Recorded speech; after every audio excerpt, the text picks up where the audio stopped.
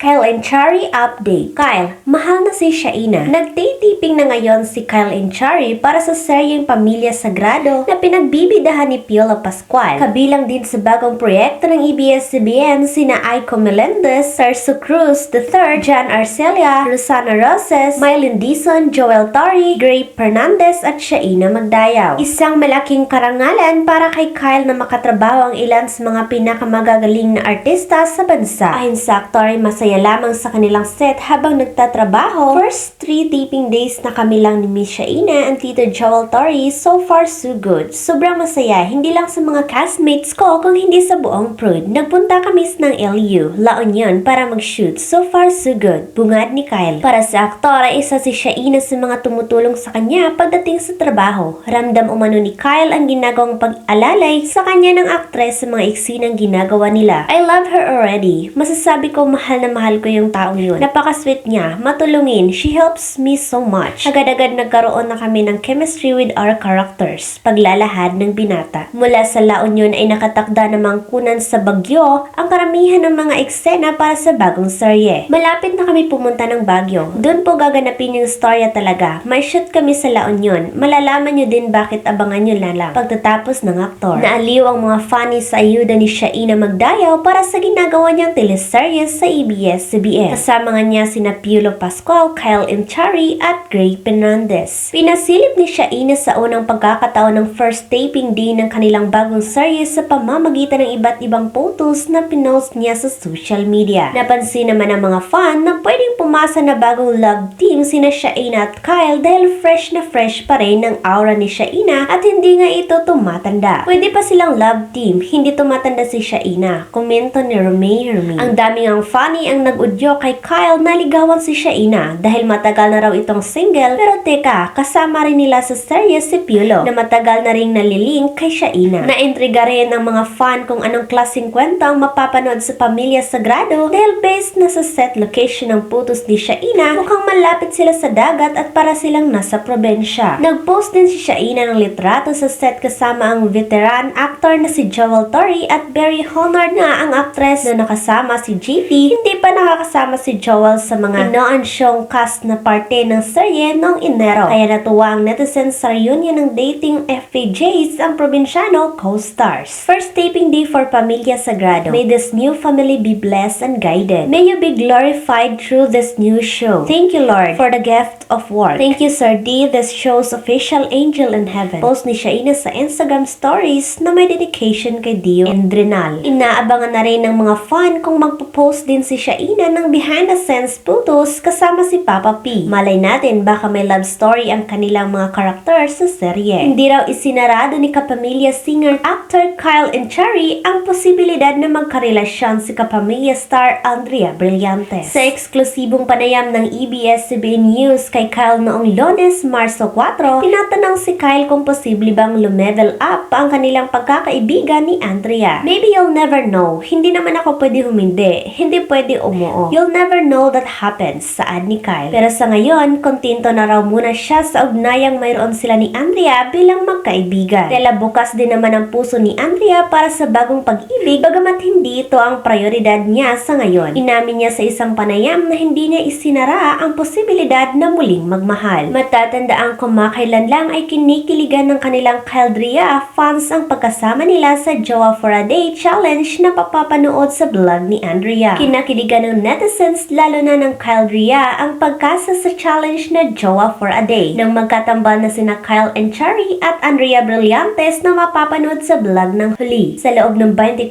oras ay umaktong tela tunay na magjowa ang magkaibigan at itinatambal na rin sa kasalukuyan. Kagaya ng isang magjowa ay ginawa ni na Blight at Kyle ang iba't ibang sweet activities gaya ng pagkain sa labas, pagbabanding at pamamasyal sa iba't ibang lugar at paghawak ng kamay habang naglalakad. Disclaimer nila na para lamang ito sa content at hindi pa talaga sila magjowa, wala naman daw masasaktan dahil pareha silang single. Narito naman ang ilan sa mga reaction at komento ng netizens. This is a jowa content but what we saw is real. They're being themselves. We'll love to see Blight and Kyle this carefree. Bonus na lang yung chemistry nyo na napaka-visible. Blight, hopefully you will give chance kay Kyle. Super genuine niya sa'yo. You know a man is in love if lahat ng ginagawa mo super happy lang siya. Look at his smile. hindi mawawala sa face niya. Sana kayo na endgame. Ay, go na! May chemistry kayong dalawa. Hihi. Matatanda ang naging controversial si Andrea dahil sa pagkakadawit sa mga issue ng hiwalayan ng showbiz couples noong 2023 gaya ni na Miles Ocampo at Eleja Canlas at Catherine Bernardo at Daniel Padilla.